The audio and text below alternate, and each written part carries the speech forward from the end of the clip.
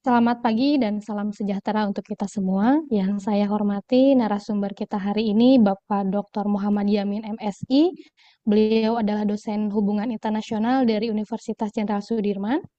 Kemudian yang saya hormati pula Ibu Ketua LPPM Universitas Perjuangan Tasikmalaya, Dr. Putri Dian Wulansari MP. Selamat pagi Bu Putri.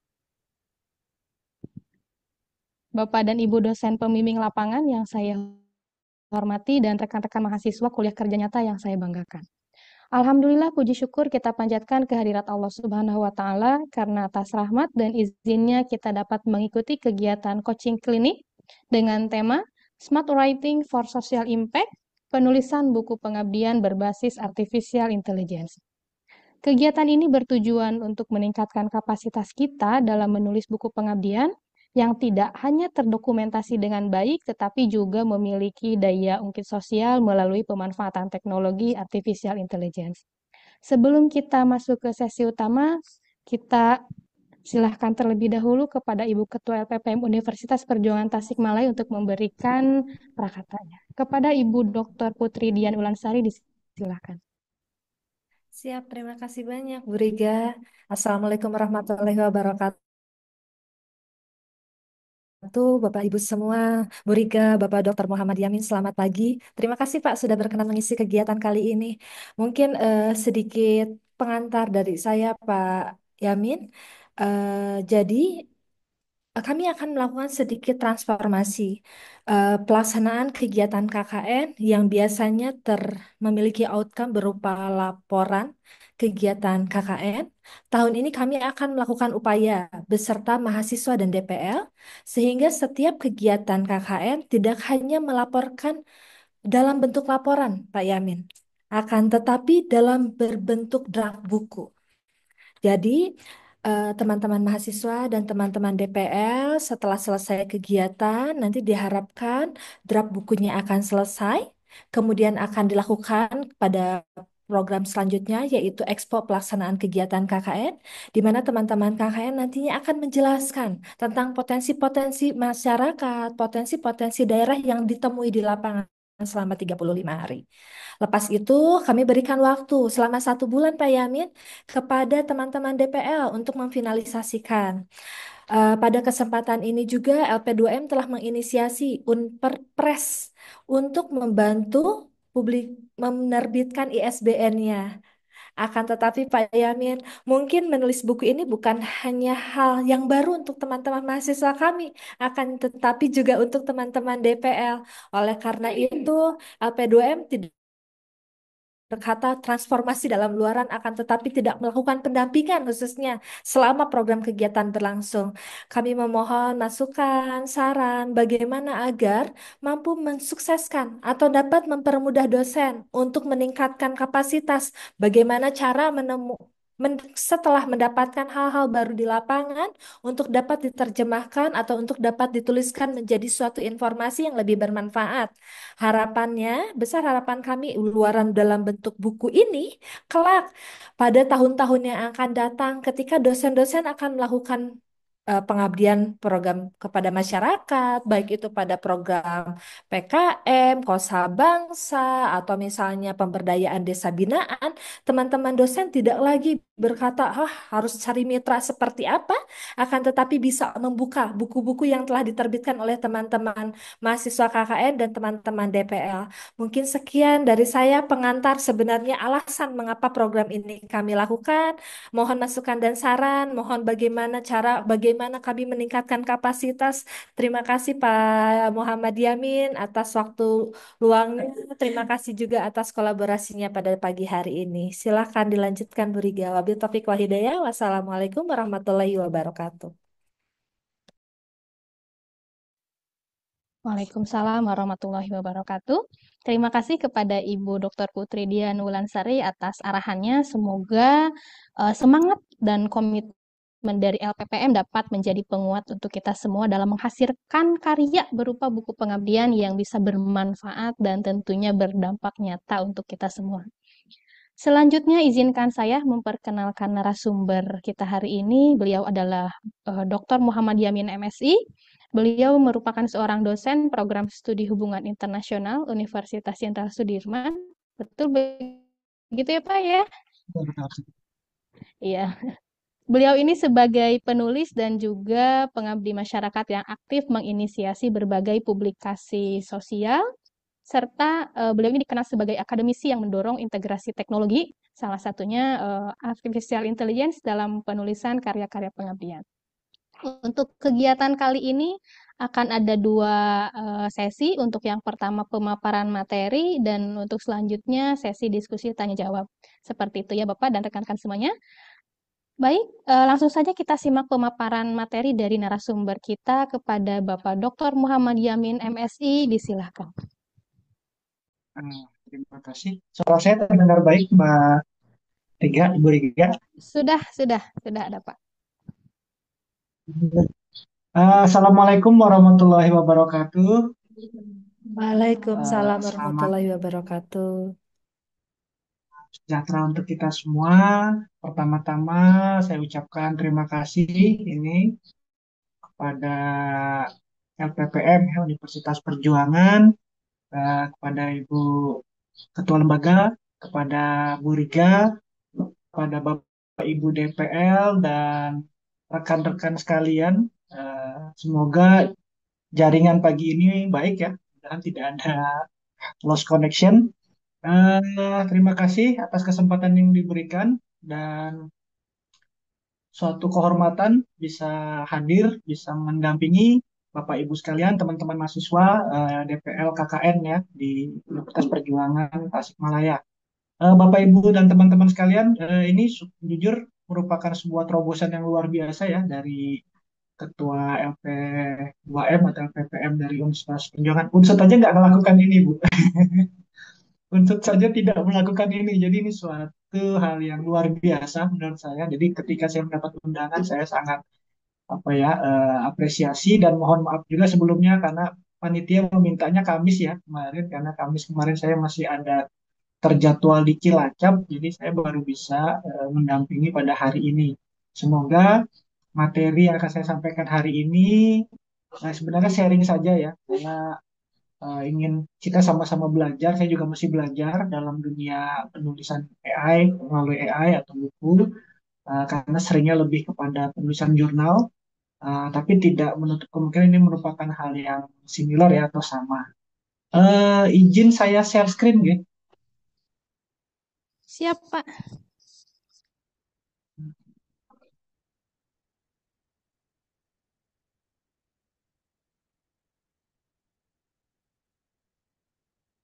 Apakah sudah terlihat, Bapak Ibu?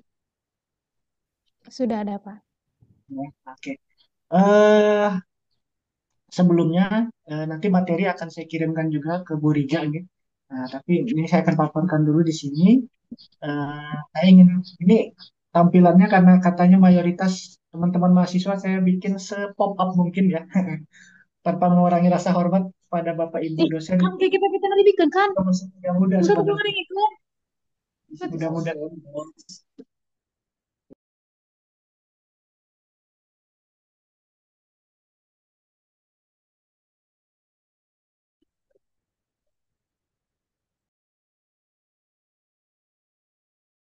Pak, mohon maaf, ini suaranya tidak terdengar.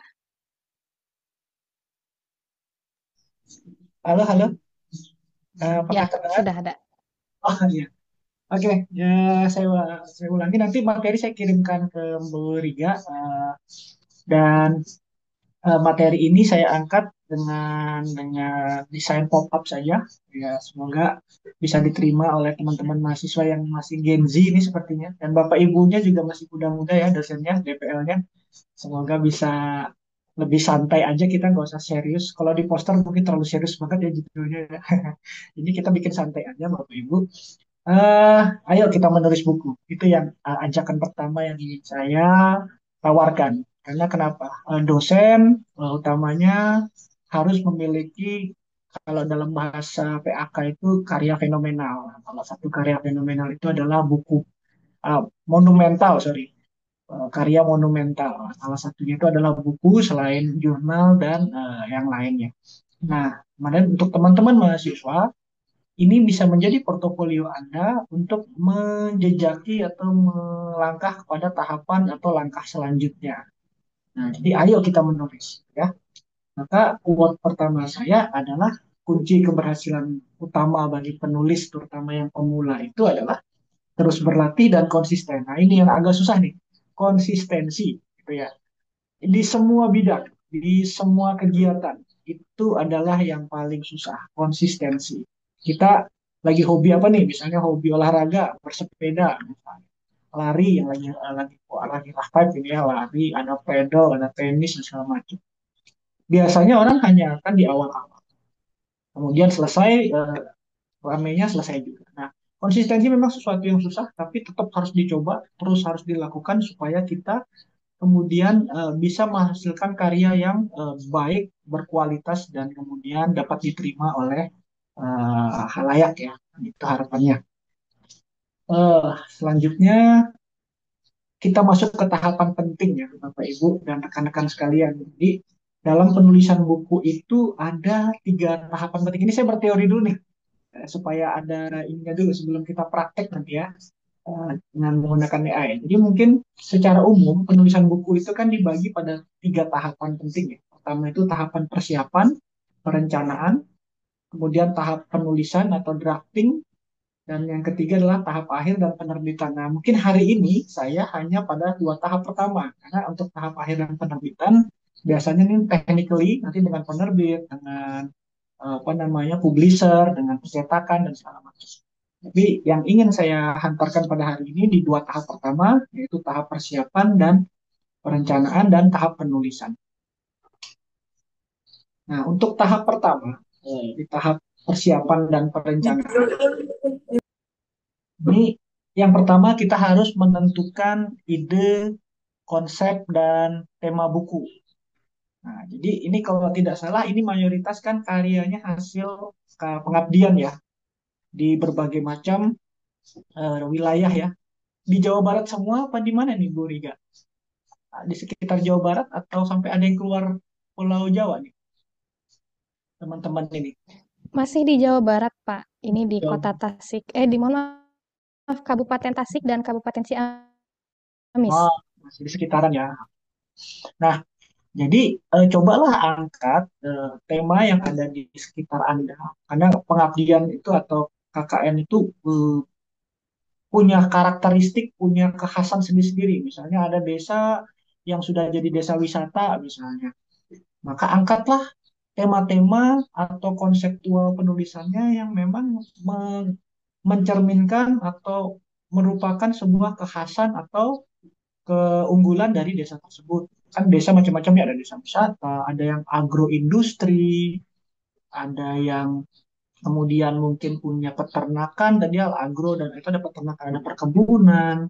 Kemudian ada yang mungkin tidak punya semua itu, tapi mungkin dia wilayah industri misalnya, entah pabrik, entah apa gitu ya. Nah, kemudian ada yang mungkin mengangkat dari sistem tata kelola desa, pemerintahan desanya misalnya. Atau ada yang mau mengangkat tentang misalnya eh, sosiologi keakraban masyarakat, sosiologi masyarakatnya, atau hubungan antara eh, pemerintah desa dan masyarakat, dan banyak sekali. Artinya banyak yang bisa dilakukan oleh teman-teman dan Bapak Ibu DPL semua di wilayah-wilayah atau desa-desa di tempat pengabdiannya tersebut ya. Nah, jadi tulislah yang sesuai dengan kebutuhan itu. Nah, yang kedua adalah eksplorasi dengan ilmu-ilmu yang Bapak Ibu DPL dan teman-teman sudah miliki selama beberapa semester ini didapatkan di perkuliahan ya. Nah, kemudian terakhir baru masuk ke wilayah tema. Jadi masuk tema apa, kemudian yang tema itu yang harus relevan ya dan sesuai target. Jadi jadi gini, tema yang dipilih itu harus relevan, sesuai target, berkualitas, sistematis dan terarah. Nah, jadi eh, cobalah tadi ada target dari Bu Kepala tadi dari Ketua LPPM berapa bulan gitu ya. Nah, jadi cobalah membuat target yang memang terarah. Jadi nggak usah terlalu idealis juga, tidak usah terlalu loss juga. Jadi di tengah-tengah aja. Jadi tapi kalau memang dalam target itu tercapai, akan alangkah lebih baik gitu ya. Nah, saya nanti akan bantu untuk ke arah sana. Yang kedua adalah menentukan target pembaca. Jadi ini siapa sih pembacanya? Ya. Karena gini, buku itu kan beda-beda nih. Ada buku populer, ada buku referensi, ya, ada buku monograf.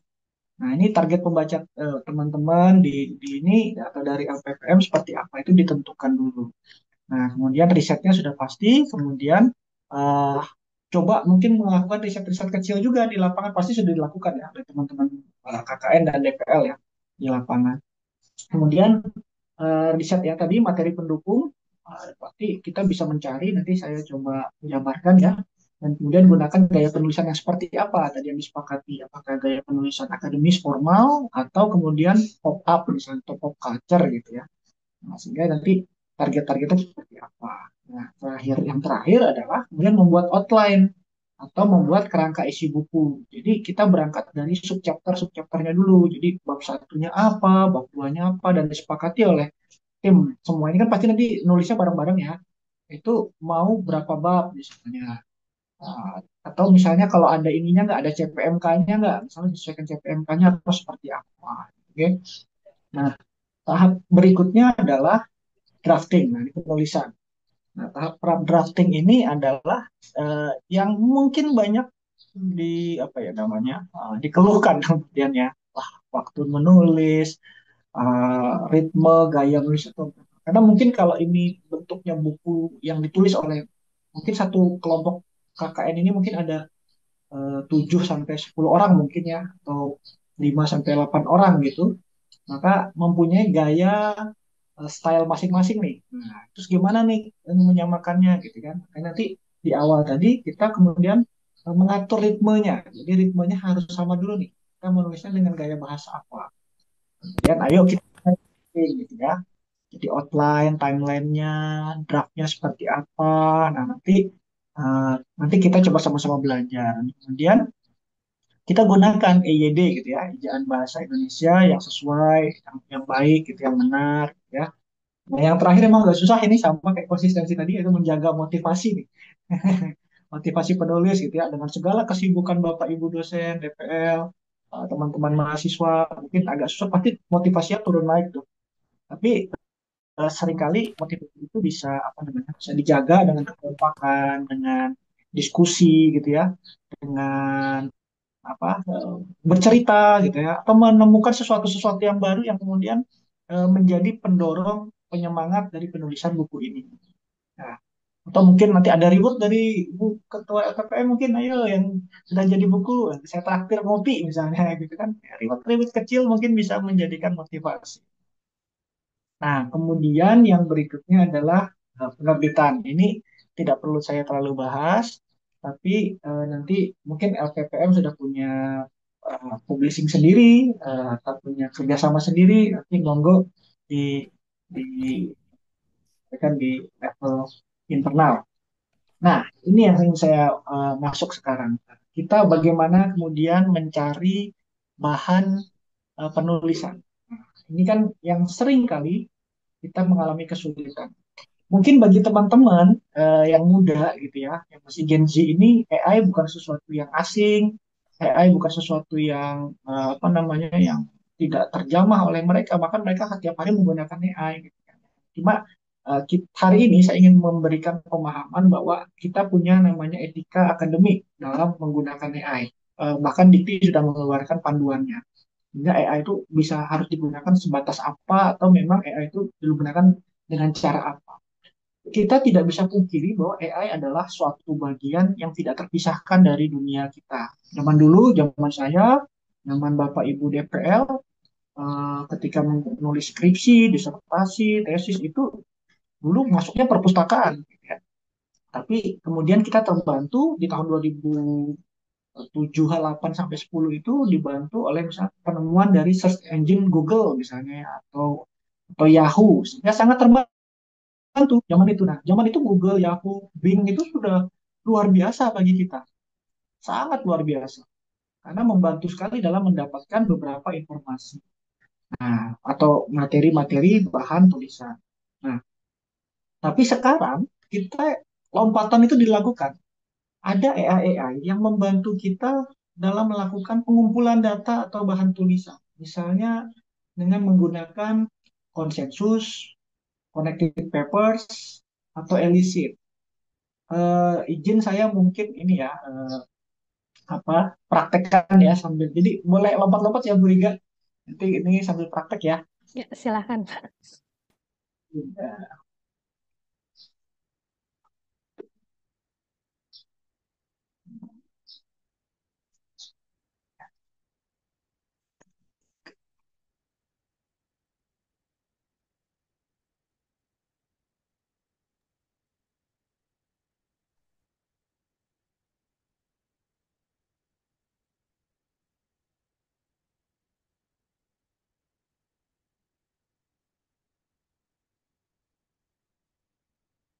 Hmm, keren dong.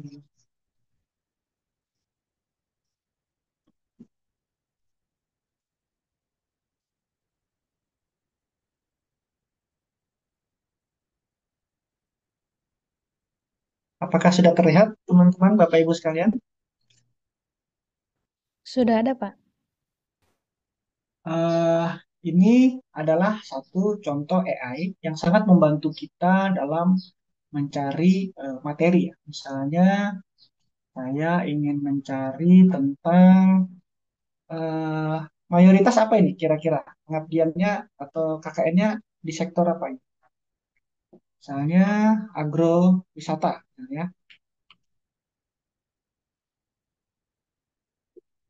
Kita gunakan bahasa Indonesia saja.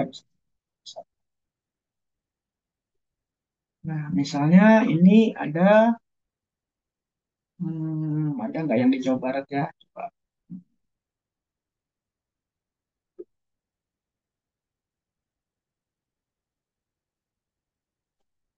Contoh satu aja nih, misalnya Fatma Agrowisata.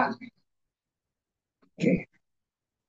Nah, ini eh, adalah bentuk dari bagaimana satu judul paper pelatihan pemanfaatan Google Maps dalam promosi destinasi wisata mengangkat potensi Fatma Agrowisata dalam meningkatkan visibilitas online wisata desa. Nah, ditulis oleh Francisca Valentiana dan tiga authors lainnya dalam Jurnal Pengabdian Masyarakat tahun 2024.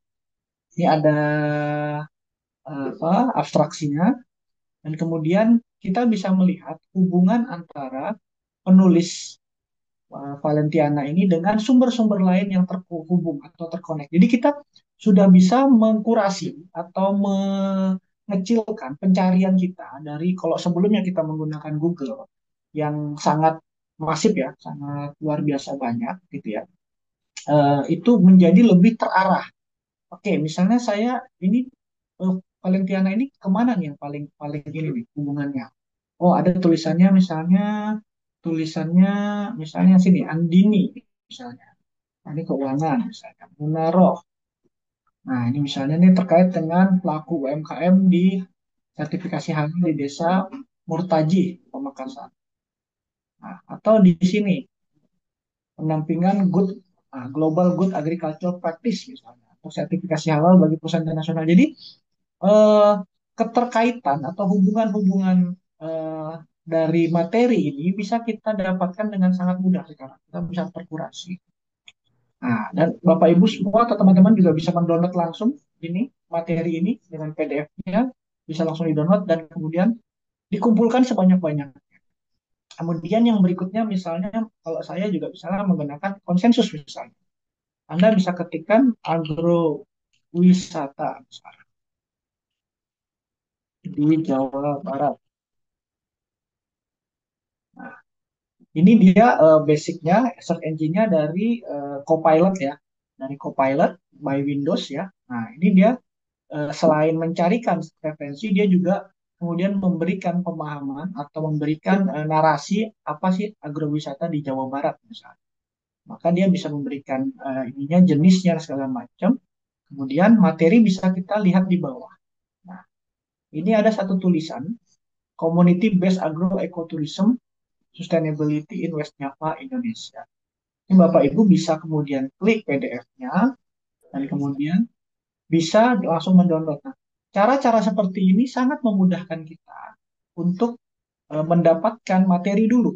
Jadi ini belum sampai tahap penulisan, jadi kita masuk kepada pencarian data. Nah, ini bisa di-download semuanya. Dan ini berbagai macam dari jurnal internasional, jurnal nasional, baik yang itu terakreditasi maupun tidak. Atau yang berikutnya menggunakan Elicit, namanya elicit.com. Ini sama konsepnya.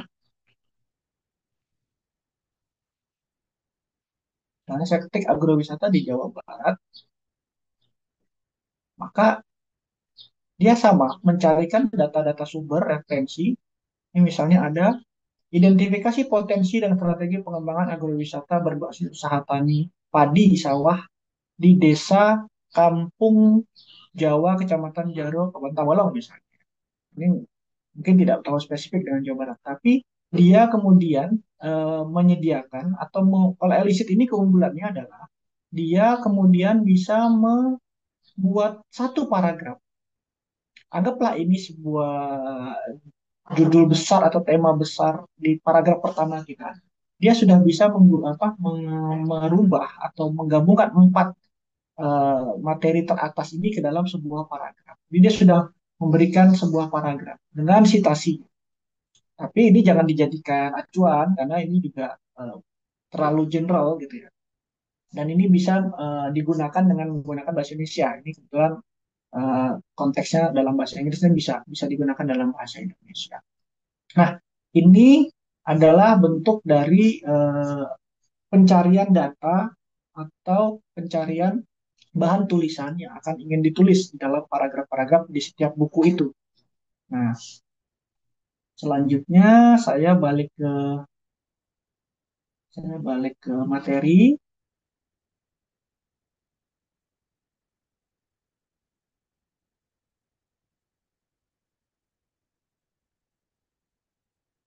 Yang berikutnya adalah kita mengolah. Nah, ini yang menarik. Ini yang sangat-sangat menarik. Karena kenapa? Karena kita yang paling susah itu kan di sini ya. Mengolah bahan tulisan tadi menjadi sebuah tulisan. Nah, Bapak Ibu sekalian, ada beberapa AI yang dapat membantu kita. Nah, misalnya Humata, ada Small PDF, ada Axio PDF, ada Capture PDF, dan berbagai macam tools baca PDF di luaran sana atau di website yang free, gratis, dan bisa digunakan. Tapi khusus hari ini saya akan specifically mengajak Bapak Ibu mempraktekkan menggunakan yang namanya notebook LM. Mungkin banyak Bapak Ibu dan teman-teman sekalian sudah menggunakan ini. Nah, kita sama-sama belajar. Saya izin ganti screen lagi. Misalnya kita menggunakan uh,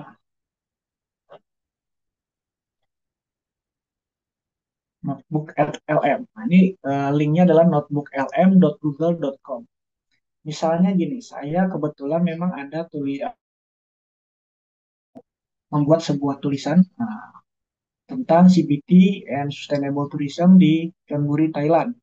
Karena saya lagi meneliti tentang wilayah Chonburi di Thailand. Nah, semua materi ini bisa saya dapatkan dari tadi, dari yang saya download di Konsensus, Elicit, kemudian dari apa namanya connected paper atau dari Google bahkan ya.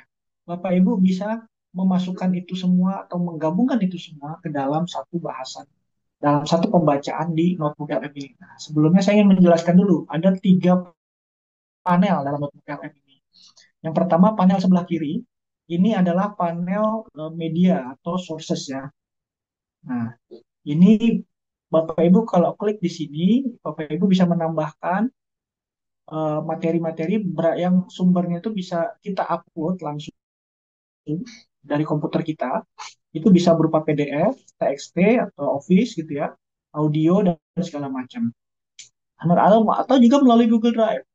Misalnya melalui Google Docs, Google Slide gitu ya. Atau menggunakan link dari website, YouTube, atau dari teks yang memang kita tulis sendiri. Nah, ini bisa sampai 50 sumber atau 50 materi. Nah, karena ini yang gratisan dalam tanda kutip ya. Gratisan aja sudah bisa 50. Nah, saya coba hari ini mempraktekannya dengan 4 saja. Nah, ini saya kebetulan dari PDF.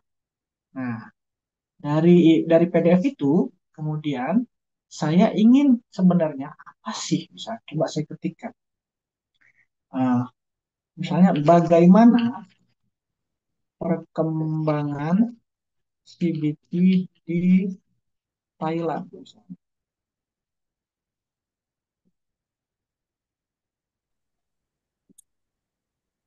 Misalnya ya Bapak Ibu menulis tentang satu tulisan ini di satu bab pertama misalnya dari 5 atau 4 materi ini. Nah, kecepatan penjawaban ini tergantung dari jaringan memang. Ini cepat jaringan semakin cepat juga. Nah, di sini dia akan menjawab. Sama seperti mungkin ketika kita memasukkan ini ke GPT atau lainnya. Tapi dalam konteks ini, AI seperti GPT, SOM, Gemini, kemudian Copilot, dia eh, tidak bisa atau atau memiliki keterbatasan dalam sumber atau resources. Dia paling bisa 3 atau 4 atau mungkin lima materi. Tapi kalau di LM ini Anda bisa memasukkan hingga 50 source ya dari website dan segala macam. Nah, dari sini kita bisa mendapatkan jawaban itu. Nah, jawaban-jawaban ini kemudian bisa kita jadikan dasar bagaimana kita menulis. Kita masuk menulis, ini kita baru mengolah data. Nah, jadi kata dia, dari pertanyaan tadi, bagaimana perkembangan CBT di Thailand, kemudian dia menjawab bahwa di Thailand fokus lebih dari 30 tahun sudah dikembangkan. Ada sumbernya. Sumbernya dari mana yang kita masukkan di sini tadi. Nah, ini adalah panel kedua. Ini panel kedua adalah bagaimana kita berinteraksi. Nah, dari 4 ini, Bapak Ibu juga bisa membangun sebuah mind map atau brainstorming terhadap mind map yang ingin Bapak Ibu kembangkan. Bapak Ibu tinggal klik mind map di sini. Nah, Bapak Ibu lihat ke pojok kanan bawah, di sini sedang proses. Nah, yang sebelah kanan ini adalah panel studio. Panel studio ini fungsinya untuk memberikan kita keleluasaan untuk melakukan banyak hal, untuk berinteraksi dengan apa namanya materi-materi atau pertanyaan yang kita tanyakan. Dan eh, baiknya atau bagusnya LM ini, saya kebetulan meneliti tentang Thailand. Ada satu sumber yang berbahasa Thailand yang saya tidak mengerti. Tapi ketika saya masukkan ke sini, dia tidak mengalami keterbatasan dalam membaca yang ada di seluruh dunia. Jadi tidak khawatir, tidak usah khawatir. Misalnya kita dapat materi dari Rusia, dari Thailand yang bahasa bahasa atau bahasa Arab gitu, Cina, Korea, yang gitu ya.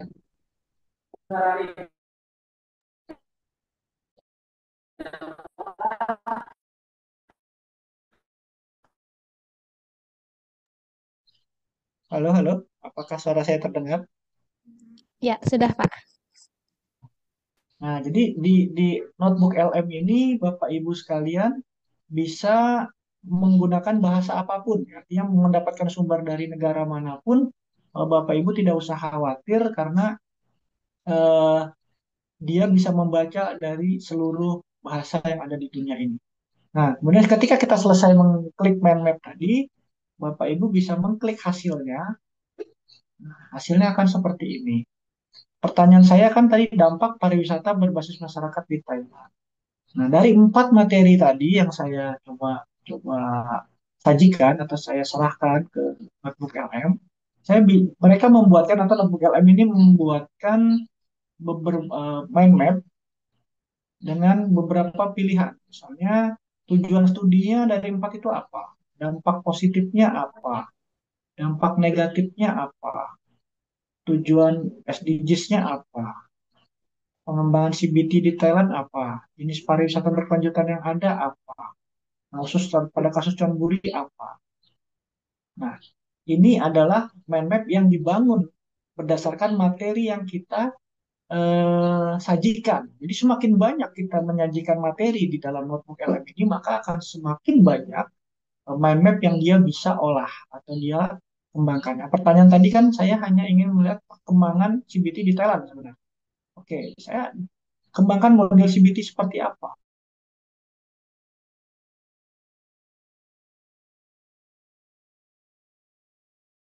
Oh, ada tiga kekuatan aset lokal, ada pemain utama, ada peran sektor publik, ada hambatan pengembangan. Nah, kemudian dari yang modelnya tadi dibagi lagi. Oh, ada tiga dimensi. Modelnya apa saja? Oh, ekonomi, sosial, lingkungan. Nah, ini berarti dimensi keberlanjutan. Ada empat faktor kunci. Apa saja? Oh, budaya, sumber daya alam, komunitas, manajemen, dan proses pembelajaran. Nah, ini sangat membantu kita untuk memahami apa yang akan kita tulis atau ingin mengembangkan tulisan dalam buku kita tadi atau membuat chapter-chapter dalam buku kita tadi sehingga uh, mind map ini bisa kita jadikan sebagai brainstorming dalam pembuatan uh, narasi atau chapter-chapter atau kerangka dari draft buku yang akan kita tulis tadi. Nah, selain itu, notebook LM ini jika Bapak Ibu dan teman-teman sekalian itu uh, apa ya namanya lebih suka mendengarkan, ada beberapa orang itu sukanya mendengarkan atau lebih dapat memahami itu dengan mendengarkan gitu ya. Hmm. Bapak Ibu bisa melakukan yang namanya audio overview. Nanti klik saja audio overview. Nah, di sini dia akan mengenerating conversation. Nah, nanti mungkin butuh waktu beberapa menit. Nah, nanti teman-teman, Bapak Ibu sekalian bisa mendengarkan ketika ini sudah selesai digeneralisasi. Tapi poinnya adalah bahwa notebook LM ini sangat membantu kita dalam melakukan pencarian atau pengolahan data atau bahan tulisan yang akan kita tulis nantinya dalam uh, buku atau narasi yang ingin kita kembangkan. Jadi Bapak Ibu bisa bertanya sejauh mana. Nah, kemudian Bapak Ibu bisa juga menggunakan bot, pertanyaan-pertanyaan bot atau yang sudah disediakan oleh notebook LM di sini ya. Misalnya gini, ini dari bot. Model apa yang activity di Thailand gitu ya. Nah, maka dia akan memberikan jawaban-jawaban. Jika Bapak Ibu memang ingin menuliskan tentang hal yang seru, maka ini akan sangat membantu. Dan ini sudah menyediakan referensinya. Nah, tadi di mana posisi referensinya? Oh, ada di tabel 1. Ini ada di kata-kata di narasi yang dibangun oleh satu sumber yang dari cbtinthailand.pdf yang sini, gitu ya.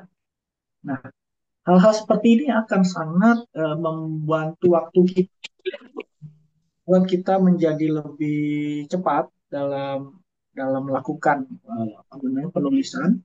Nah, nantinya, jadi ini bisa dikumpulkan dan Bapak Ibu bisa menambahkan note di sebelah kanan sini. Note ini bisa digunakan untuk mengambil poin-poin penting yang nanti mungkin akan dijadikan bahan tulisan. Jadi bisa dikumpulkan di sini. Nanti bisa tinggal klik. Nanti dia di sini akan muncul seperti ini. Jadi Bapak Ibu tinggal pindah-pindahkan saja. Nah, ini sembari kita menunggu generating conversation-nya atau podcast. Nah, notebook LM ini bisa membuat podcast dengan uh, kalau ini karena ini gratisannya dia cuma bisa untuk apa namanya dua orang yang saling berkomunikasi. Nah, ini maaf sepertinya internet saya agak sedikit lambat, jadi agak lama nih biasanya mungkin sekitar 2 menit 3 menit ini sudah bisa selesai gitu ya. Nah, sembari nunggu nanti saya melangkah ke slide berikutnya.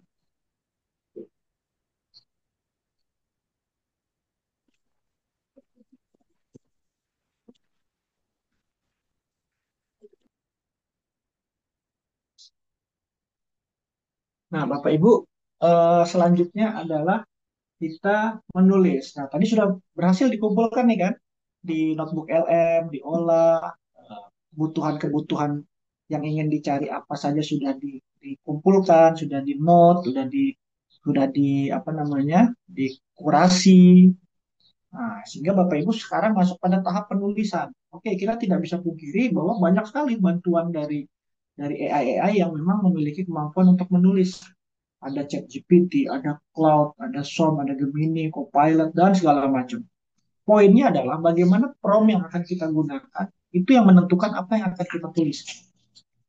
Nah, misalnya pada contoh ini, di sini saya menulis tentang misalnya corporate social responsibility framework, multi stakeholder approach in Cilacap Regency Indonesia. Saya kumpulkan bukti-bukti tadi Saya menemukan tiga bukti. Nah, tiga bukti ini kemudian saya masukkan. Kemudian prompt yang saya bangun adalah saya meminta GPT atau Claude AI Somnum ini itu based on dari apa yang sudah saya dapatkan dari atau saya kumpulkan di notebook LM tadi. Nah, jadi misalnya chapter pertama, bab pertama saya ingin menceritakan tentang profil desanya misalnya. Jadi misalnya di Jawa Barat gitu ya, di Ciamis atau di mana, profil desanya seperti apa. Nah, maka sumber-sumber data baik itu dari laporan desa, mungkin dari website desa dan segala macam itu diolah dalam bentuk narasi kata di notebook LM. Itu kemudian saya perintahkan si GPT atau Cloud atau yang lainnya untuk kemudian menulis sebuah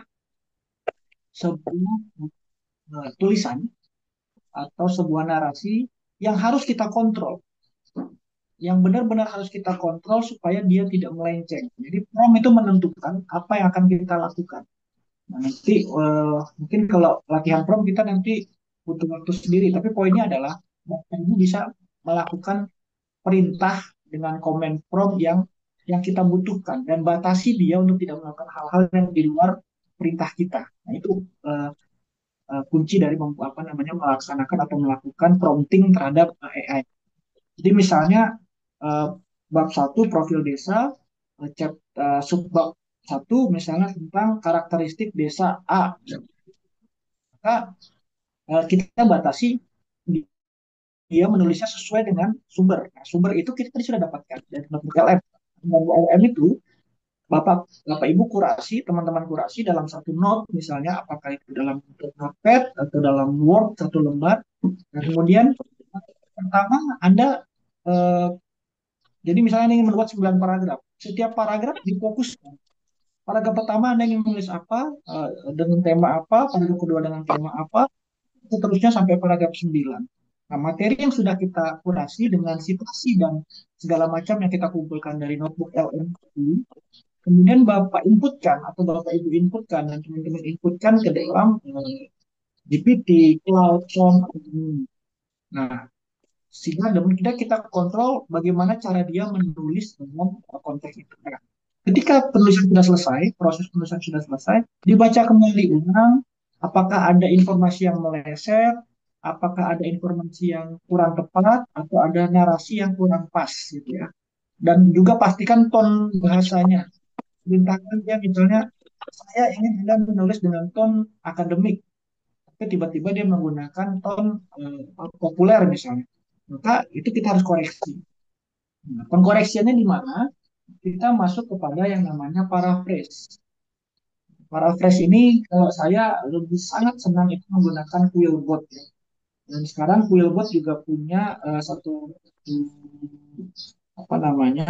item lagi selain academic writing dia juga ada humanize gitu ya.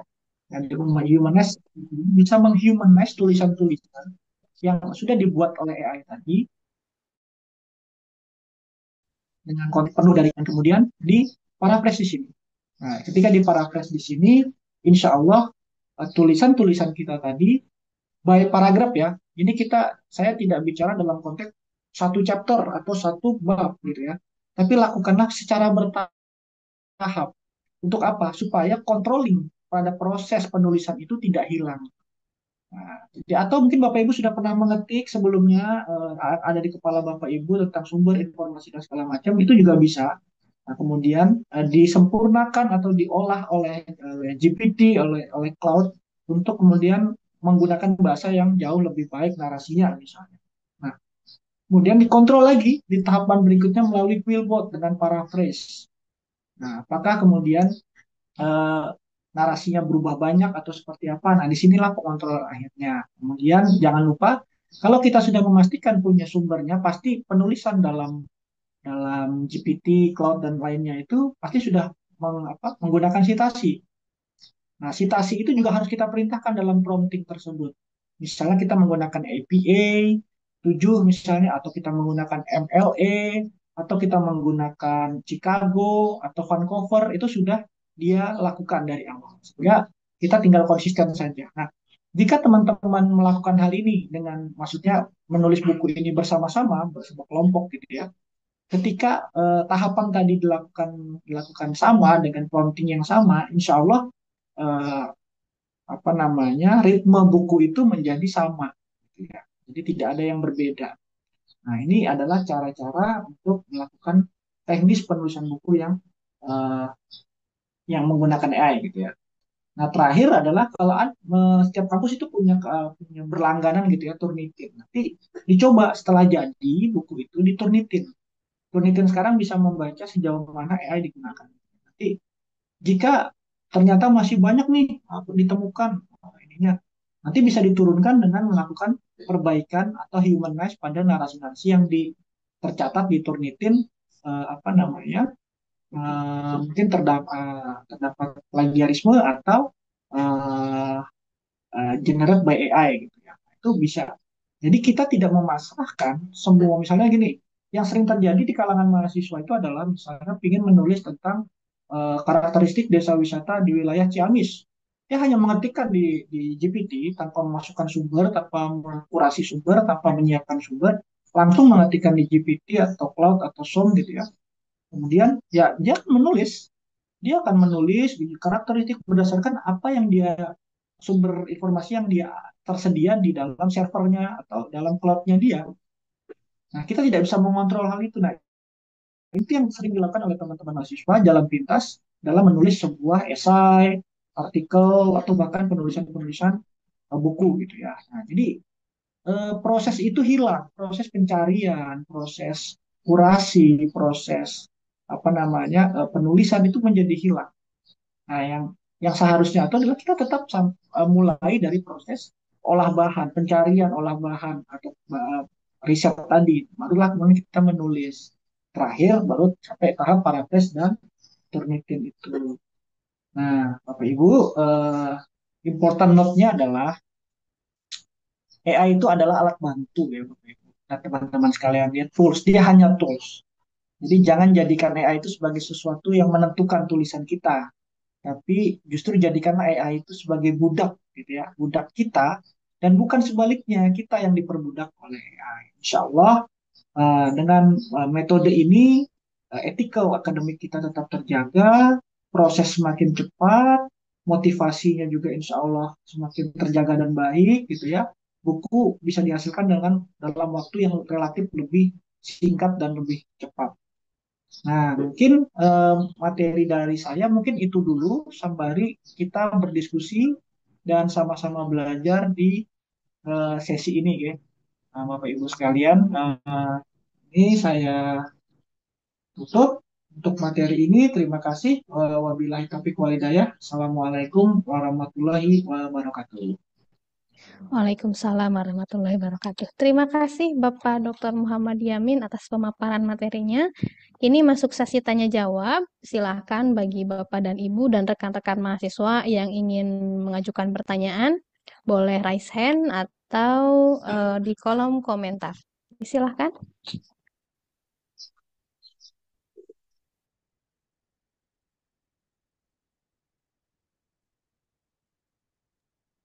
Dari saya dulu, boleh nggak Briga? Oh iya, silahkan Ibu Putri. Siap. Terima kasih, amat sangat menarik ya Pak Yasmin. Ternyata dari targetnya tadinya hanya untuk membantu beberapa proyek ke arah buku. Ternyata mungkin buat bagi kami dosen, kita juga bisa memanfaatkan khususnya dalam penulisan proposal dan lain sebagainya nantinya. Pertanyaan saya, dalam tadi banyak sekali ya Pak aplikasi yang digunakan. Hematnya, menurut Pak Yasmin sendiri, apakah semua aplikasinya itu ketika akan digunakan maksimalnya, misalnya, oh maksimalnya semuanya harus yang menggunakan berbayar atau premium, atau misalnya, oh di beberapa part atau di beberapa aplikasi ada yang bisa kita gunakan tanpa berbayar atau tanpa premium karena masih maksimal perolehannya, tapi atau misalnya di beberapa kita tetap harus menggunakan yang premium karena kan setahu saya mungkin akun pada saat gratis dan premium juga menghasilkan data-data yang diterima dengan berbeda. Seperti itu mungkin pertanyaan pertamanya dulu boleh boleh Cektok aja ya Bu Riga ya, biar tidak menumpuk nantinya pertanyaannya. Terima, Ya, terima terima kasih Bu kasih. Riga. Ya, terima kasih Bu Putri. Langsung ditanggapi ya, Pak? Oke, ya, nuhun. Silahkan. Terima kasih Bu Putri. Betul sekali ya. Jadi memang karakteristik berbayar dan tidak berbayar dalam penggunaan AI itu ada ya. Saya tidak bisa pungkiri itu benar adanya. Tapi gini, untuk dalam konteks yang awal, dalam konteks yang pencarian materi gitu ya, pencarian materi seperti misalnya tadi konsensus, elisit, kemudian eh, connected papers gitu ya, itu kita menggunakan yang free saja sudah powerful. Nah, tidak perlu berbayar aja sudah powerful ya. Nah, artinya dia sudah mengcover kebutuhan dasar kita. Kecuali kita mungkin seorang apa ya researcher advance gitu ya, yang dari sumber sumber pendanaan luar yang memang besar gitu ya, yang memang menyediakan itu, memang kita mungkin membutuhkan apa yang jauh lebih powerful lagi. Termasuk notebook LM, kita cukup menggunakan akun kita saja, itu sudah diberikan ruang satu sumber creating new create aja itu dalam satu itu 50. Saya rasa 50 itu sudah sangat banyak ya Bu. Untuk dalam satu chapter atau satu bab itu sudah turah-turah gitu ya. Bahkan dalam dalam kaidah penulisan jurnal saja hanya 25 sebenarnya yang minimumnya gitu ya. Ini sudah 50 gitu kan, artinya sudah berlebihan. Jadi jika kita berlangganan lagi di dalam konteks itu bisa sampai 100. Notebook LM itu bisa sampai 100. Nah, kemudian yang memang agak sedikit atau memiliki kesenjangan dalam konteks kualitas itu memang yang di penulisan. Nah, di GPT, Cloud, kemudian Gemini gitu atau Gemini itu yang berbayar sama yang tidak berbayar memang terasa bedanya. Karena kenapa? Engine-nya yang berbeda. Jadi kalau di GPT itu kan ada sekarang sudah sampai 4.0 gitu ya atau 1.3 gitu ya. Sementara kalau yang gratisan gitu dia baru sampai point 3 atau GPT-3 atau GPT-4 yang dibatasi. Misalnya kita butuh untuk menulis misalnya 1.000 kata gitu ya. Tapi ternyata karena gratisan dia hanya dibatasi sampai 500 kata gitu, misalnya. Nah, ini yang menjadi memang batasan atau sedikit hambatan terkait dengan yang di creating penulisan tadi. Tapi orang Indonesia kan tidak kalah pintar ya, Bu Putri ya. Ya, artinya kalau yang berbayar itu mahal, itu kan ketengan di Shopee banyak gitu. Di Tokopedia banyak. Cuma memang kita harus, jadi kita sharing information terhadap beberapa orang itu aja bedanya. Cuma manfaatnya tidak kalah. Kalau saya dulu masih zaman ketengan, ketika saya selesai saya hapus gitu ya. Jadi privasi saya terhadap apa yang saya lakukan itu terjaga, tidak dilihat oleh orang lain. Atau kalau saat ini saya patungan 4 teman dekat gitu ya, circle kan dibatasi 4 kalau nggak salah, apa yang sekarang bisa 8 kalau tidak salah. Itu satu orang per bulan sekitar 75 ribuan lah kurang lebih itu sudah bisa dapat. Nah, itu juga kita saling menjaga privasi masing-masing untuk saling berkomitmen untuk tidak menghapus atau melihat karya kita gitu ya. Jadi takutnya ada yang hal-hal yang tolong dong jangan dilihat gitu ya. Ini punya aku privasi atau bisa di password kalau nggak salah sekarang di tiap project itu. Nah, untuk penulisan buku yang kalian di berkelompok ini Bu Putri, kita bisa loh di satu agenda ini dia project gitu ya. GPT itu sudah punya project. Jadi punya forum sendiri, kamar sendiri. Jadi hanya orang-orang tertentu yang bisa masuk ke situ dan kemudian mengerjakan bersama. Itu ada kolom grup namanya. Di cloud ada, di GPT ada, dan di beberapa AI lain penulisan itu juga ada.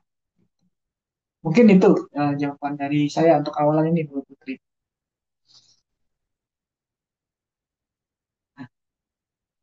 Ya, terima kasih Pak atas jawabannya. Bagaimana Bu Putri? Ada yang mau Siap ditanyakan lagi? diterima dengan baik Bu Riga, Pak Yamin. Ya, Terima kasih. terima kasih Bu Putri. Untuk selanjutnya ini ada Ihsan Musyafa. Silakan, Ihsan. Sudah raisen ya, Ihsan? Ah, halo, assalamualaikum warahmatullahi wabarakatuh. Waalaikumsalam. Waalaikumsalam warahmatullahi wabarakatuh. Eh, Silahkan. Sebelumnya izin saya tidak bisa buka kamera karena kameranya lagi rusak. Mungkin untuk pertanyaannya saya langsung saja ya Pak. Pertanyaannya tuh seperti kayak gimana sih caranya kayak AI bisa ngebantu dalam menyusun buku pengabdian seperti yang dijelaskan Bapak sebelumnya itu lebih mudah dibaca oleh masyarakat umum gitu Pak. Bukan hanya untuk kalangan akademik dan sebagainya gitu Pak. Cuman untuk masyarakat umum itu bisa lebih untuk dimengerti dan dipahami gitu Pak. Sekian mungkin Pak. Terima kasih. Oke, terima kasih. Langsung saya jawab ya, Bu Riga. Iya, silakan, Pak. Terima kasih, Mas Iksan ini ya. Ini nanti tinggal menunggu arahan pertama dari LP2M ya, atau LPPM ya. Target buku ini ke siapa? Misalnya, jika target ini adalah pembaca umum, maka mungkin dikurangi bahasa dengan tone akademik. Karena kalau kita di dunia kampus itu memang tone kita kan tone akademik yang memang untuk pembelajaran ya. Jadi memang berbeda dengan tone populer yang dimahami oleh masyarakat. Tapi tidak perlu untuk menghilangkan juga tone itu secara keseluruhan, tapi kemudian populernya juga mungkin jangan terlalu pop up banget gitu ya. Nanti pakai bahasa lu gua di dalam buku gitu kan, bahasa-bahasa slang gitu ya. Jangan juga gitu karena kita juga tetap perlu menjaga kaidah kaidah ejaan yang benar gitu ya, bahasa Indonesia yang baik dan benar gitu. Kalau bahasa target bukunya memang buku cerita, cerpen, oke lah ya, atau novel gitu. Tapi kalau ini buku pengabdian, tapi bisa dibaca oleh masyarakat umum, ya kombinasikan antara tone populer dengan tone akademik yang lebih berimbang. Jadi nanti mungkin LP3M atau LP2M bisa mengarahkan ini tone-nya mau kemana nih. Gitu kan. Kalau ya takutnya nanti kalau terlalu akademik, masyarakat yang baca mungkin gitu ya agak sedikit, aduh berat banget sih bahasanya ini istilah-istilahnya nggak saya ngerti nih gitu kan. Tapi kalau terlalu populer juga yang akademiknya hilang gitu kan. Nah, sementara ini adalah buku keluaran dari kampus. Nah, jadi perlu menjaga apa namanya probabilitas keimbangan dari cara kita menulis tadi. Nah, itu nanti tugasnya di prompting, Mas Isan. Di prompting itu nanti disepakati dengan teman, dengan tim, dan diarahkan itu di teknik penulisan apakah itu GPT, atau Cloud, atau SOM, atau yang lainnya. Itu perlu diarahkan. Jadi, pastikan dia menjaga tone yang ingin kita dapatkan. Gitu. Jadi, uh, selain ada kesepakatan atau arahan dari kampus, tapi juga cara menulisnya juga kita arahkan dengan tone yang kita mau, jangan maunya si AI. Mungkin gitu, mudahan bisa menjawab pertanyaan Mas Isan tadi ya.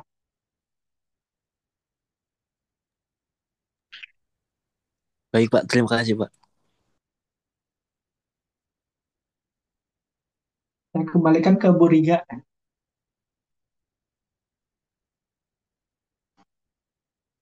Ya, terima kasih, Pak, atas jawabannya. Kepada rekan-rekan yang lain, silakan. Barangkali ada yang mau ditanyakan. Saya lagi, boleh nggak nih, Bu Riga? Oh ya, Kalau silakan, misalnya, Bu. yang mumpung yang lain belum ya, nanti sambil tunggu yang lain. Oke, Pak, yang Bapak, saya mengalami sedikit menemukan beberapa hal ya Pak ya dalam pelaksanaan kegiatan penelitian, juga dalam pelaksanaan kegiatan pengabdian khususnya dalam penulisan proposal dan lain sebagainya.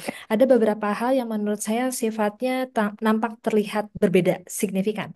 Pada saat kita menulis khususnya mungkin untuk artikel riset, penulisan proposal riset, kita akan sangat mudah untuk menggali kebaruan dan lain sebagainya. Kenapa? Karena misalnya yang akan kita angkat nampak-nampaknya ada di dalam artikel. Ketika kita nggak pahami di satu artikel, kita bisa ganti ke artikel lain. Apabila tidak mampu kita pahami dalam satu kali membaca, mungkin kita bisa membaca untuk kedua kali, ketiga kali, dan lain sebagainya. Hal ini akan sedikit agak sulit nampaknya ketika misalnya kita melakukan analisis situasi kondisi di lapangan. Kadang-kadang mungkin kita nantinya dalam pembuatan buku ini akan dihadapkan dengan data yang sebenarnya nampak di lapangan, akan tetapi kita bingung bagaimana cara mengungkapkan data tersebut. Uh, Kemudian itu yang pertama. Yang keduanya mungkin hal ini dianggapnya sebenarnya menarik, akan tetapi kita akan merasa kesulitan bagaimana hal ini apakah bisa kita masukkan ke dalam buku atau tidak. Beberapa hal mungkin untuk teman-teman Gen Z saat ini kan masuk ke dunia, masuk ke lapangan, ke KKN, amat sangat luar biasa. Mereka amat sangat adaptif, langsung membuat video dan lain sebagainya. Kami juga dapat memantau beberapa kegiatan yang mereka lakukan di lapangan. Khususnya saya yang menarik itu ada sedikit informasi ya Pak. Beberapa hari ke lapangan saya lihat di Desa Cigalontang itu ada kegiatan namanya kesenian ronggeng. Hmm. Nah, menurut saya mungkin kesenian ronggeng ini menjadi hal yang biasa untuk masyarakatnya.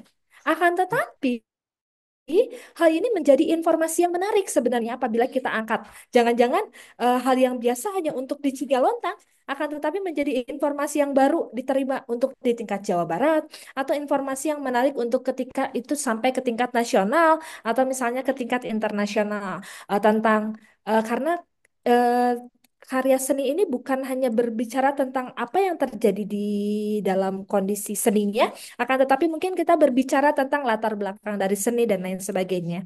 Apakah ada saran dari Bapak bagaimana sih sebenarnya menaikkan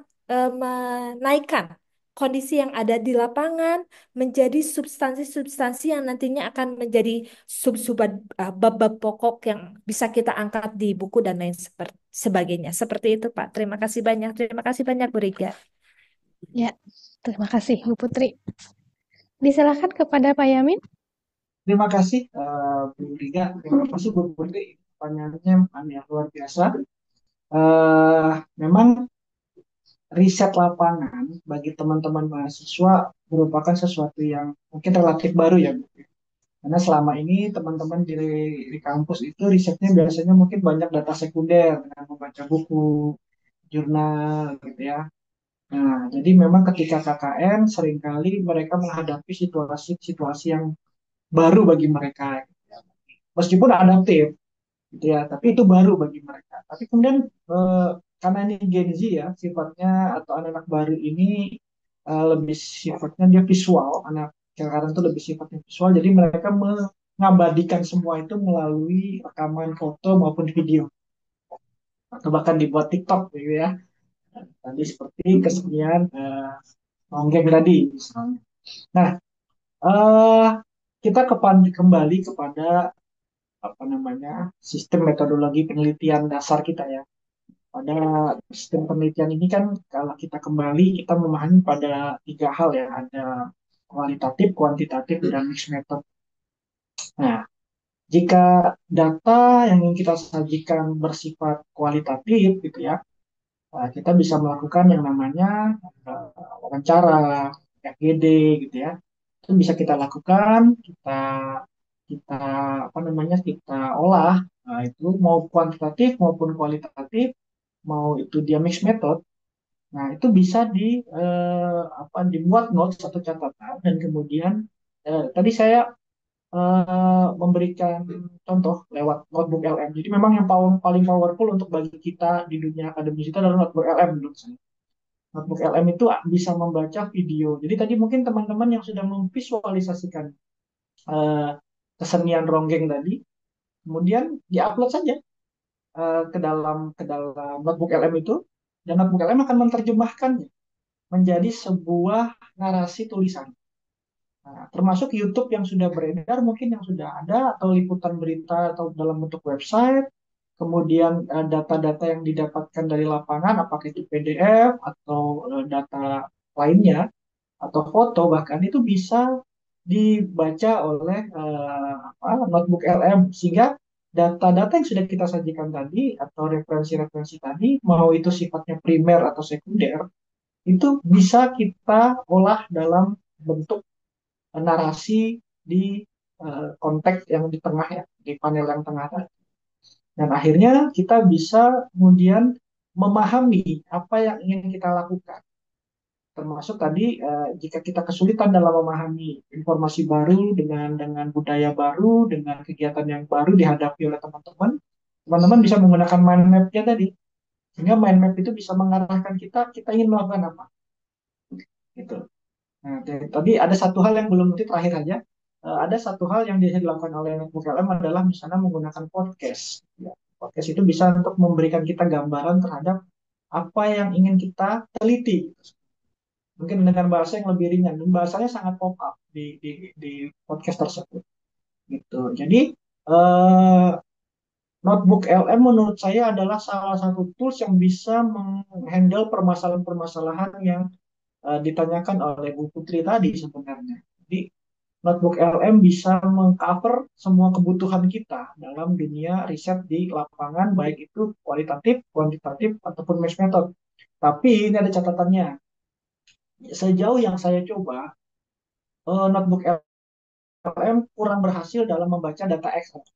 Nah, data Excel misalnya nih dari desa itu punya data Excel nih, buat teman-teman nih saya punya data Excel nih, gitu ya. Itu saya masukkan ke notebook LM beberapa kali kurang bagus pembacaannya. Nah, kalau untuk Excel saya menggunakan yang lain. Misalnya GPT juga bisa melakukan pembacaan Excel atau Cloud itu bisa melakukan pembacaan Excel. Jadi dia bisa melakukan dan satu lagi kekurangan notebook LM adalah kurang bagus untuk membaca hasil OCR. Jadi PDF yang berbentuk OCR itu yang pecah-pecah agak itu atau buku yang di-scan dengan kualitas rendah itu agak kurang bisa terbaca olehnya. Mungkin mayoritas AI juga akan susah ya membaca OCR ya. Memang hampir kesulitan dari AI karena AI itu butuh clear gambar yang jelas dan data yang sifatnya valid gitu ya. Tapi kalau kemudian foto buku lama di scan terus kita dapatkan dari Google itu seringkali ya ini saya bilang tidak semua tapi seringkali tidak terbaca. Kalau bentuknya OCR atau kotak-kotak gitu. Mungkin itu Bu Putri. Jadi bisa dicoba nih ke depan. Siap, terima kasih banyak Pak Yamin. Ya, terima kasih Pak Yamin dan Bu Putri. Untuk selanjutnya disilakan kepada rekan yang lain. Barangkali ada yang ingin ditanyakan. Boleh raise hand atau di kolom komentar.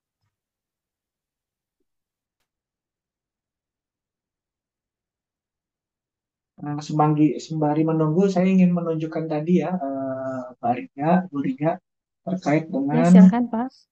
eh, apa? Sebentar, saya ini dulu. Bagaimana tadi si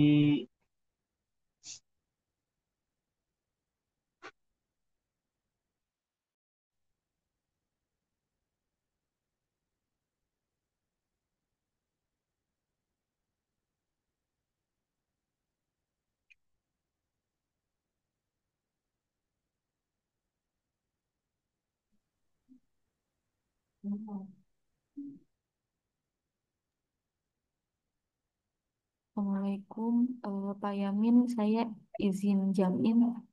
mengapa Iya, Pak. Ini ada yang ditanyakan. Biasanya kan saya pernah mengajarkan AI kepada mahasiswa pada saat mahasiswa itu ingin membuat proposal gitu. Nah, ternyata dampak dari apa namanya pengenalan AI kepada mahasiswa itu dampak negatifnya itu mahasiswa ternyata menggunakan AI menggunakan AI itu jadi apa ya, ada terkesan jadi malas membaca gitu Pak.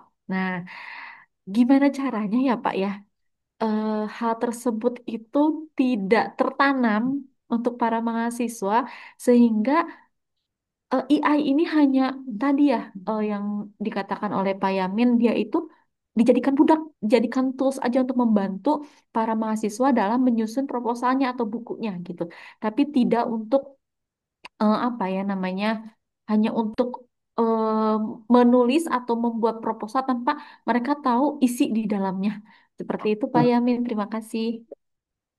ya nuhun Ibu. Itu tidak terjadi di Universitas Perjuangan saja ya, itu terjadi di seluruh dunia, khususnya Indonesia ya. Di mahasiswa yang memang melewati proses-proses pembacaan itu tidak terjadi di Tasik aja, tapi di seluruh dunia dan di seluruh Indonesia. Lalu bagaimana caranya kita tetap bisa menjaga literasi dan apa namanya daya baca gitu ya bagi mahasiswa. Ini memang butuh trial and error. Jadi memang banyak sekali ya upaya-upaya yang sudah kita lakukan ya dengan ada yang memberikan tugas yang banyak gitu ya kepada mahasiswa, ada yang mewajibkan membaca buku yang banyak gitu ya. Kalau saya di Unsut itu punya tradisi, jadi sebelumnya itu kalau ambil mata kuliah saya itu yang sangat dihindari oleh teman-teman mahasiswa saya gitu ya. Di Unsut itu adalah ketika tugas akhir di mata kuliah saya itu selalu membuat artikel jurnal itu bagi semester 4 ke atas tadi. Semester 4 ke atas gitu ya, itu harus membuat artikel jurnal minimal 25 referensi tanpa internet. Jadi mereka harus ke perpus. Jadi mereka harus datang ke perpus, mereka harus duduk di sana mengerjakan itu dalam kurun waktu tertentu tanpa internet. Ya, tahun-tahun awal berhasil gitu ya. Tapi tahun-tahun sekarang lagi-lagi AI sangat membantu mereka dan seringkali memang kemalasan membaca itu membuat mereka tidak mendapatkan apa yang seharusnya mereka dapatkan. Nah, kemudian eh, akhirnya saya justru mendalami AI untuk kemudian bagaimana mahasiswa sekarang yang memang Gen Z ini, yang memang mereka lahir dan besar itu bersamaan dengan teknologi ini, mereka sama-sama saling melengkapi dan kita memang tidak bisa lagi melakukan pola kita di masa lalu ya, apa namanya, memaksa menggunakan cara-cara konvensional gitu. Dan kita yang harus berdamai. Coba seringkali memang mereka mahasiswa itu melupakan prosesnya, nilai prosesnya yang hilang. Jadi nilai proses itu yang justru itu jadi nilai penting menjadi hilang dan menjadi tidak dijadikan dasar utama dalam sebuah pembelajaran. Nah, eh, satu-satunya cara untuk membuat mereka membaca tanpa menggunakan apa namanya AI gitu ya, jika memang ini dilakukan adalah memang kita harus kembali ke textbook. Nah, cara yang saya lakukan adalah mahasiswa tidak semua atau tidak semua bisa mengakses textbook, terutama buku-buku yang sifatnya, kalaupun ada textbooknya itu berbayar dan mahal sekali. Dan jika kita memilikinya, saya sarankan untuk misalnya textbook buku satu tentang misalnya pengantar teori A misalnya, kopikan chapternya dan suruh mereka fotokopi dan kemudian ketika mereka melakukan fotokopi itu mereka tidak sekalipun mereka foto dan sekalipun mereka scan PDF itu akan susah dibaca oleh oleh apa namanya AI, sehingga mau tidak mau mahasiswa harus membaca textbook kembali. Itu cara saya. Mungkin Bapak Ibu DPL dan teman-teman lain gitu ya punya cara-cara yang lebih ampuh gitu. Kalau rekan saya di Unsur justru adalah orang yang memang menganjurkan mahasiswa untuk menggunakan AI supaya mereka itu apa namanya, jadi dipaksa membacanya juga dengan AI gitu. Tapi prompting itu sudah disediakan dan mereka harus apa namanya melakukan kontrol terhadap AI tersebut. Nah, itu cara dan modelnya beda-beda. Jadi memang harus disesuaikan dengan kondisi dan situasi di masing-masing tempat gitu ya. Kalau di Purwokerto sini mayoritas misalnya mahasiswanya dari Jabodetabek gitu ya, kemudian dari beberapa luar Jawa yang mungkin tingkat kritisnya jauh lebih tinggi.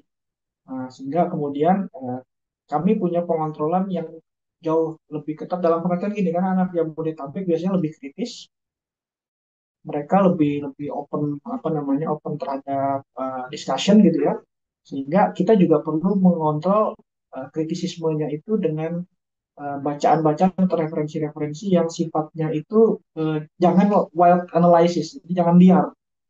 Nah, tapi berbeda juga dengan misalnya teman-teman ketika saya misalnya mengajar di eh, Cilacap atau Wonosobo gitu ya, teman-teman yang cenderung lebih pasif gitu ya, karena biasanya mereka berkumpul pada satu komunitas itu, pendekatannya juga berbeda lagi. Jadi mungkin memang harus menggunakan pendekatan yang tepat dan kita harus melakukan trial and error gitu ya, coba satu, coba lagi. Karena teknologi ini baru, bagi kita baru, bagi mereka juga baru, tapi mereka hidup dan berkembang bersama. Sementara kita hidup lebih dulu dari AI dan kita juga harus mempelajari karakteristik AI yang terus berkembang setiap waktunya. Dan mau tidak mau kita juga harus upgrading diri. Dan ini saya sangat luar biasa teman-teman di Tasikmalaya di Universitas Perjuangan mau upgrading ya kompetensi hal-hal baru seperti ini gitu ya. Karena kalau di tempat kami mayoritas banyak dosen tua yang susah untuk upgrading karena memang jangankan AI gitu ya, ibaratnya bahkan menggunakan aplikasi yang mudah saja mereka sudah kesulitan. Jadi salut buat teman-teman di Pasif nih, buat di Dapat Perjuangan, Bu Ketua LP2M nih, idenya sungguh luar biasa. Mungkin itu, Bu Ria. Ya, terima kasih Pak. Ini ada pertanyaan di kolom chat, satu pertanyaan terakhir mungkin ya Bapak dan Ibu. Izin bertanya Pak, ini dari Silviani, KKN Desa Cikesal. Mohon maaf.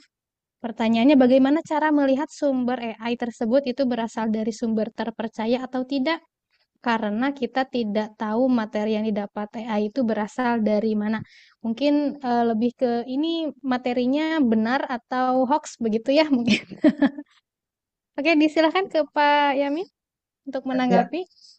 mohon Mbak Silviana, ini kalau tadi mengikuti apa paparan saya tadi di pencarian ya, di pencarian data gitu atau bahan penulisan itu ada yang namanya konsensus, connected paper, elicit gitu ya. Misalnya dari tiga itu gitu ya. Nah, itu kalau kita based on data itu, kita kemudian kita telusuri satu-satu one by one gitu ya, step by step, maka kita pasti akan mendapatkan sumber dari materi yang memang kredibel karena dia publikasi kan sifatnya artikel jurnal mayoritas di situ. Ada juga buku tapi lebih sedikit. Nah, tapi lebih banyak di artikel jurnal dan artikel jurnal sudah terpublish baik kalau internasional ada standar pengukurannya misalnya kalau yang punya kualitas terbaik itu ada Scopus misalnya atau WOS of Science gitu ya. Ada kalau di Indonesia ada Sinta, dari Sinta 1 sampai Sinta 6, ada juga DOAJ, ada yang lainnya. Jadi dapat dipastikan sumber yang Anda cari atau Anda dapatkan dari AI konsensus connected paper elicit atau jenisnya tadi, insya Allah pasti uh, dari bahan yang memang kredibel dan terverifikasi ya, verified. Nah, bagaimana kalau dari Google gitu kan? Dari Google biasanya munculnya campur-campur tuh, ada artikel jurnal, ada report, ada apa berita media, ada berita-berita yang lain gitu ya. Nah, itu memang kita tidak bisa kemudian kita tidak bisa langsung dapat copy linknya langsung masukkan ke notebook LM gitu. Kita baiknya memang harus scanning, filtering, baca dulu. Nah, ini benar nggak sih berita yang kita dapatkan atau ini benar nggak sih berita yang kita cari gitu ya. Nah, tapi kalau sumber yang sifatnya tadi, sifatnya misalnya dari media sosial, dari itu, memang agak susah kita memfilteringnya. Misalnya tadi ada hoax di desa mana tentang kasus X, isu X gitu ya. Kemudian kita masukkan ke notebook LM, notebook LM bisa mengolahnya, tapi pengolahannya itu berdasarkan apa yang kita perintahkan, sehingga bisa jadi berita yang kita masukkan yang dasar yang mungkin hoax tadi, jadi dianggap benar gitu. Nah, makanya di awal proses filtering, proses mencari data itu ketika kita mendapatkan dari sumber yang kredibel, sebaiknya memang kita scanning, filtering, dan apa namanya kita kurasi lagi. Nah, makanya itulah fungsinya kita tidak bisa menghilangkan nilai-nilai literasi, nilai-nilai pembacaan terhadap apa yang ingin kita cari, kita tulis, dan kita sajikan. Gitu ya. Ibarat kata gini, jika kita membuat masakan, kita perlu tahu bumbu di depan kita jika memang dia bumbunya itu bermacam-macam, kita harus tahu mana yang garam, mana yang lada, mana yang gula gitu ya. Nah, bayangkan kalau Anda membuat sebuah kopi tapi yang dimasukinnya garam gitu kan, ini kopinya asin. Tapi kalau kemudian membuat nasi goreng, tiba-tiba kebanyakan gulanya, mungkin nasi gorengnya terlalu manis. Gitu. Nah, jadi memang perlu kita kurasi. Jadi bukan asal ambil. Memang cara mencarinya adalah Anda harus melakukan literasi dulu, Anda harus melakukan kurasi, filtering, dan apa namanya, pilah gitu ya data-data tersebut. Mungkin itu dari saya, Bu Riga. Ya, terima kasih Bapak. Mungkin untuk sesi tanya jawab diakhiri ya Bapak ya, karena sudah eh, cukup banyak seperti itu. Bapak dan Ibu serta rekan-rekan mahasiswa yang saya banggakan, demikianlah seluruh rangkaian acara coaching klinik kita hari ini. Kami mengucapkan terima kasih yang sebesar-besarnya kepada narasumber Dr. Muhammad Yamin atas ilmu yang telah dibagikan. Terima kasih Pak, semoga menjadi amal jariah mungkin ya untuk Bapak dan untuk kita semua. Terima kasih juga kepada Ketua LPPM sudah memfasilitasi kegiatan ini, Ibu Dr. Putri Dian Wulansari. Semoga kegiatan ini dapat menjadi motivasi dan juga bekal bagi kita semua dalam menyusun buku pengabdian yang berkualitas, aktual, dan juga berdampak. Saya selaku moderator mohon maaf apabila ada kekurangan dalam membantu acara ini. Sampai jumpa pada kegiatan berikutnya. Assalamualaikum warahmatullahi wabarakatuh.